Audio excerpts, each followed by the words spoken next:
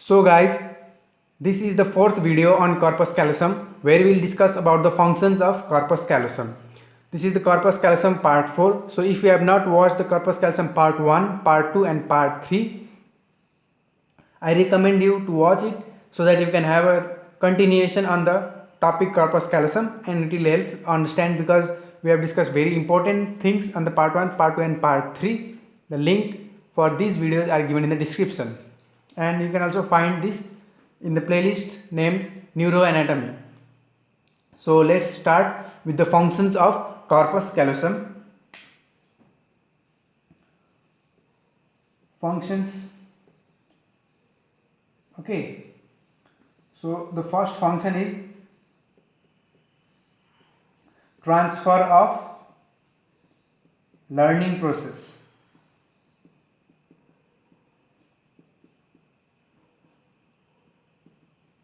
Then transfer of speech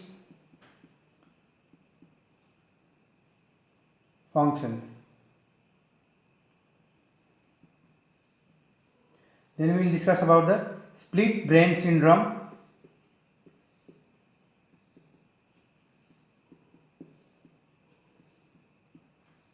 So first let's come to the transfer of learning process.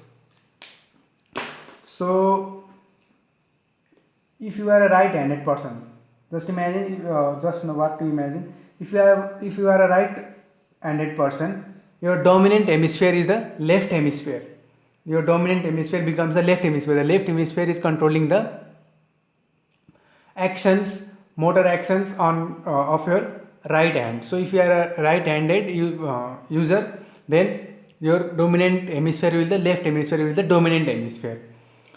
So when you are learning to write, suppose you are learning to write a letter A. So when you are learning to write a letter A in your childhood, you are training your left hemisphere. If you are a right-handed person, then you are training your left hemisphere because the fibers, neurons nerves get crossover. So if you are a right-handed person, you are training your left hemisphere to write the letter A. So your dominant hemisphere becomes the left hemisphere, and your your right hand is being trained. Right hand is being trained to write the letter A, but the left hand is not being trained. That means the left hand is controlled by the right hemisphere. So the right hemisphere is not trained to write letter A. But if accidentally, if you are not able to write with the right hand, and I tell you to write the letter A with the left hand, then you can write the letter A, but not as precisely as with your right hand, but you can write letter A. You can give a try and you can write the letter A, but not precisely. You know how to write the letter A even if your right hemisphere with left hand, even if your right hemisphere is not trained to write the letter A. This is because of the transfer of learning process from corpus callosum by corpus callosum. Okay, so the credit goes to corpus callosum, the transfer of learning process by corpus callosum. Okay, now transfer of speech function. Similar concept over here.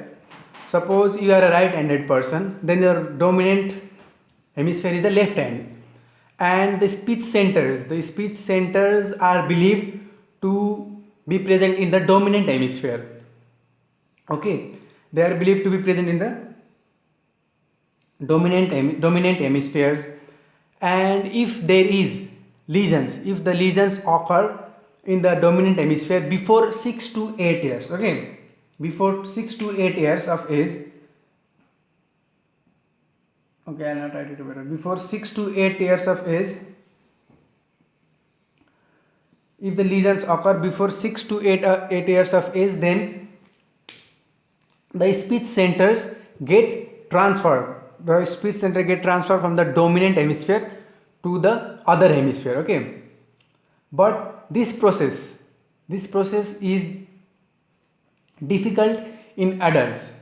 Okay, so suppose before 6 to 8 years there a lesion develops in the dominant hemisphere, then the speech function, the speech centers get transferred from the dominant hemisphere to the other hemisphere, and the child is able to speak normally. There are no major personality changes. Okay, the child is able to speak because the speech center has been transformed from the dominant hemisphere to the other hemisphere by the virtue of the corpus callosum. So for this, corpus callosum is credited. Okay, this is due to the corpus callosum. But this process, this transfer of speech function, is difficult to occur in the adults. So lesions in adults, there may not be the transfer of the speech function. Okay, so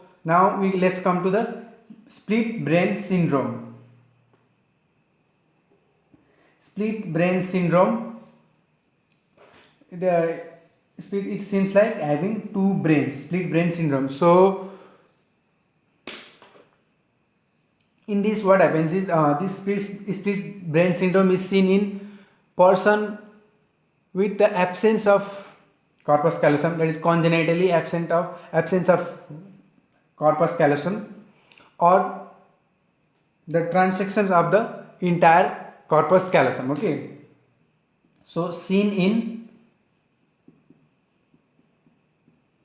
people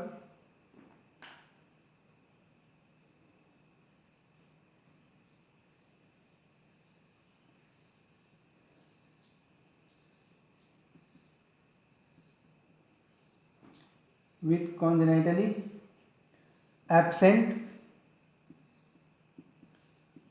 corpus callosum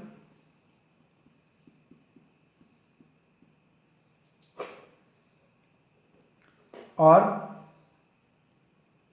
with surgical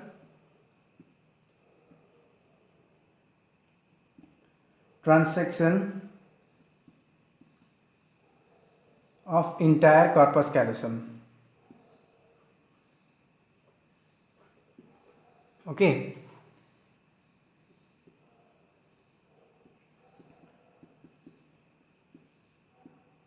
so in the people with split brain syndrome, this is seen in the people those who have congenitally absence of the corpus callosum. There is the absence of corpus callosum, or they undergo surgical transection of the entire corpus callosum. Okay, we'll discuss about the part when there is we'll discuss about the abnormalities when there is a part, when the transection of a part of corpus callosum. But split brain syndrome is seen in people with entire transections of the entire corpus callosum. Okay, entire corpus callosum. So those with entire corpus callosum transection or absent corpus callosum, congenitally absent corpus callosum, in case of in children, we have to train the both hemispheres. That means to write a letter A, we have to practice with the right hand so that the left hemisphere is trained, and to write with the left hand, we have to train the right hemisphere so that the in child, the both, if the transection is in the child, then you have to train the both, if both hemispheres. Okay, but in case of adults, the most of the information is already transferred. Okay, so in child, child, both hemispheres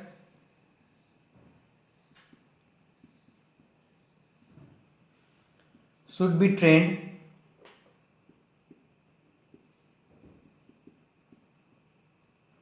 but adults, if there is transection in adults, most information is already transferred. Okay,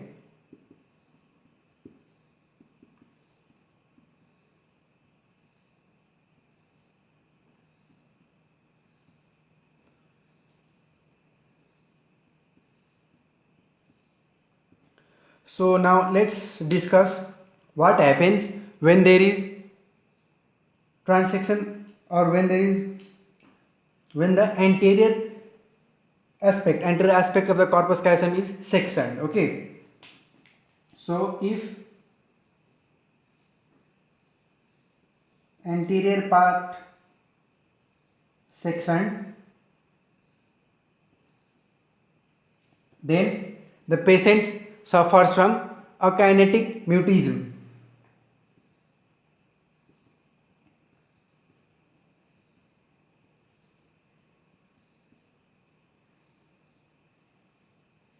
Okay, the patient suffers from akinetic mutism, in which, so akinetic mutism is presented by the patient cannot speak, neither can move. Okay, the patient cannot speak, and nor he or she can move. And if the posterior part is sectioned, if the posterior part is sectioned, then the patient will have alexia.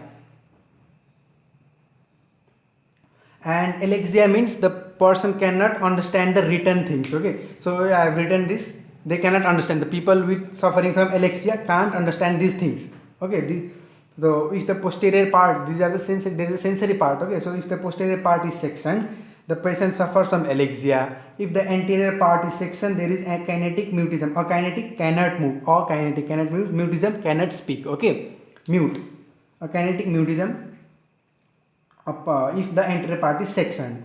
And if congenitally all the corpus callosum is absent, then there is a split brain syndrome, or even in entire surgical transection of the corpus callosum there is the split brain syndrome. So this is about the functions of the corpus callosum.